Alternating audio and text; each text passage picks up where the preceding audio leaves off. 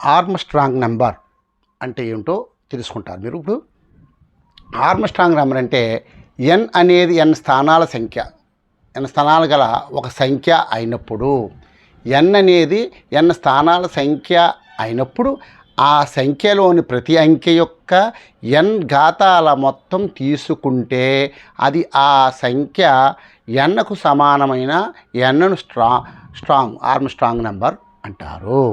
ఉదాహరణకి ఇది ఎలా సాధ్యం అంటే n 153 అనుకున్నాం. దీనికి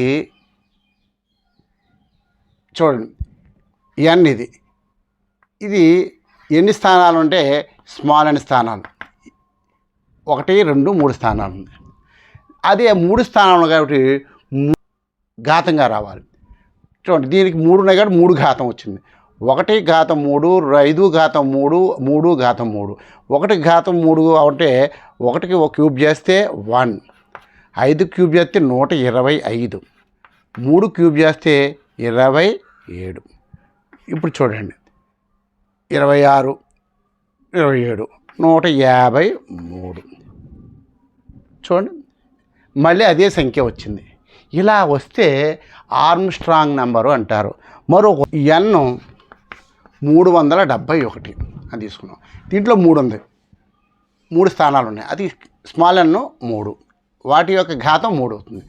ఉదాహరణకి ఇప్పుడు 3 7 cube plus 1 cube is equal to 3 3 9 9 27, 7 వర్గము 343 ప్లస్ 1 వర్గం 1. ఇప్పుడు చూస్తే 27 343 1. చూడండి 7 3 10 10 11 1 1 వేసుకున్నాం. 6 7 3 అంటే దీని ఆన్సరు 371. ఇటువంటి దాన్ని ఆర్మ్స్ట్రాంగ్ నెంబర్ అంటారు. మరొక దాన్ని ప్రయత్నం చేద్దాం. 407. 1 నుంచి 9 వరకు ప్రతిదీ ఆర్మ్స్ట్రాంగ్ నెంబరే. అలాగే 407 ఈ క్యాపిటల్ N అనుకుంటే, ఈ క్యాపిటల్ N అనుకుంటే ఈ ఎన్ని 3 స్థానాలు ఘాతం 3 వస్తుంది. ఉదాహరణకి 4 cube plus 0 cube plus 7 cube. 4 cube 64, 0 cube 0, 7 cube 343. చూడండి 64 0 343, 7 10 1 14 అంటే 407. మళ్ళీ అదే సంఖ్య వస్తుంది కాబట్టి దీన్ని ఆర్మ్స్ట్రాంగ్ నెంబర్ అంటారు.